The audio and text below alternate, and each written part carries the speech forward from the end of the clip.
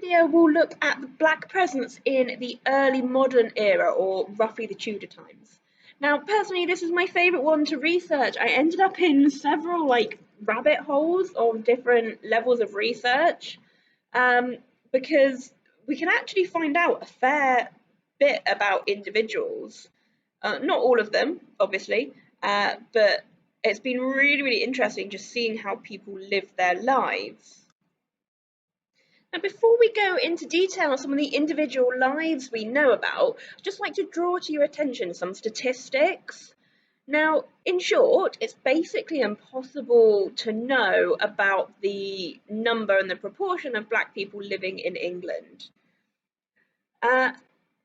In one of the archives in the St Botolph borough in London, they have a 5% African population, and they're registered as being born, married and dying in the same church. So we know that that was a solid African community.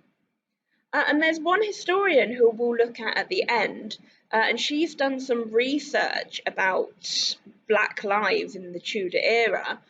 And when she first went to look at this, she went to the National Archives and was told, kind of dismissed out of hand, oh, you'll never find anything about that, it's not recorded.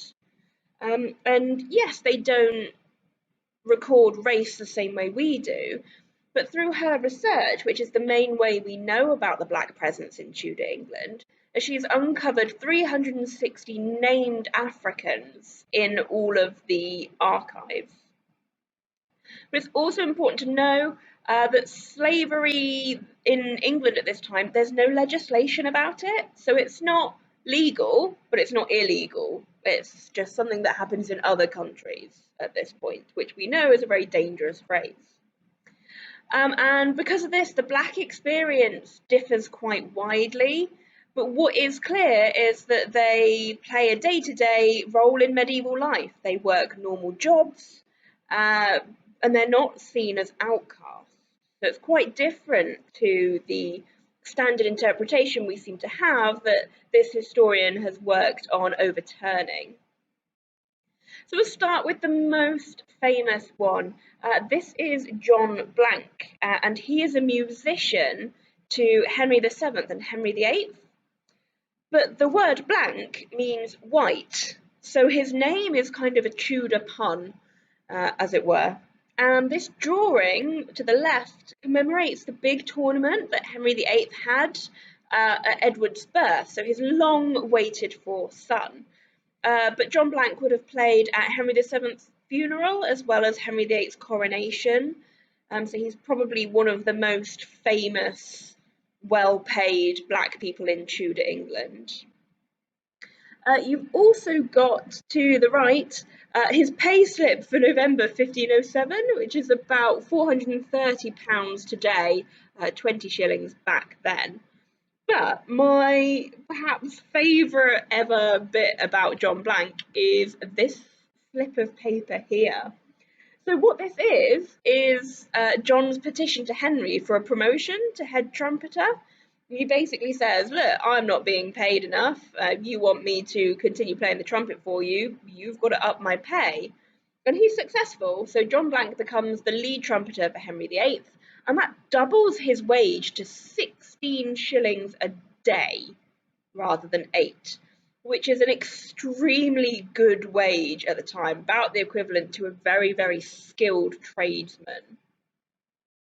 So then move on to a man called Diego and Francis Drake, who you've probably heard of before. So Francis Drake is a very, very famous English sea captain, and he's one of the ones that helps win the Spanish Armada. And he set sail on his flagship, the Golden Hind, which is that picture there, on the 15th of November 1577, to become the first person to circumnavigate the globe, which means to go all the way around. Now, Diego is on that voyage, and they originally met. Diego was helping Drake to steal from the Spanish when he's asked to join Drake's crew. And in fact, they ended up getting on so well that Drake built Fort Diego, which is kind of like a small castle just off of Panama, obviously named after Diego, even though he was his manservant, so he would have done his cooking and cleaning.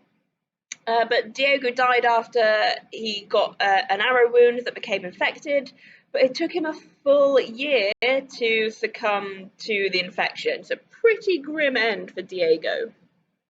Now, on that same voyage with Drake and Diego is another black woman known as Maria. And her story is nothing like Diego's. It's a very, very sad, actually quite traumatic story. And the quote to the right tells a story in a very few words. It's got words in there again that we wouldn't use today. I'd like to draw your particular attention to the phrase, she was afterward gotten with child between the captain and his men pirates, and set on a small island to take her adventure. Now, this story is so bad that Shakespeare even uses it in his play The Tempest, where someone is gotten pregnant and then abandoned on an island, because that is exactly what happens to Maria. She's taken from the Spanish, repeatedly raped until she was with child. Now, the fact it says between the captain and his men pirates, the captain is Drake, and potentially maybe even Diego joined in too. We think the child is unlikely to be Drake's because it's thought he's impotent because he had two wives and never had any children from either of them. But he, by this quote, would have taken part. So then to top it all off, after they've kind of kidnapped her, impregnated her, they then stick her on an island that's got no one there. And Drake notes that he very kindly gives her rice, seeds, and means of making a fire. However, he does admit that there is no water on the island, so he knows full well when he drops her off that she is going to die along with her unborn child. So, pretty horrific for Maria. One of the other known Black Tudors is Jacques Francis. He is what's known as a salvage diver. So what he does is he will dive to the sea and collect any treasures. So if you think like when the Spanish Armada ships went down, he would be the ones to dive down and collect all the gold coins and things like that. But he's actually hired to bring up guns from the sunken Mary Rose ship, which is to the right. Now this is really cool actually, just as a side note. This ship was at the bottom of the ocean, and they raised loads of money to kind of dig it out, and they brought it to this sealed, temperature controlled, climate controlled area. You can go and see it, and they like project what people would have done on each of the levels of the boat. So it's really a great way of seeing history in action.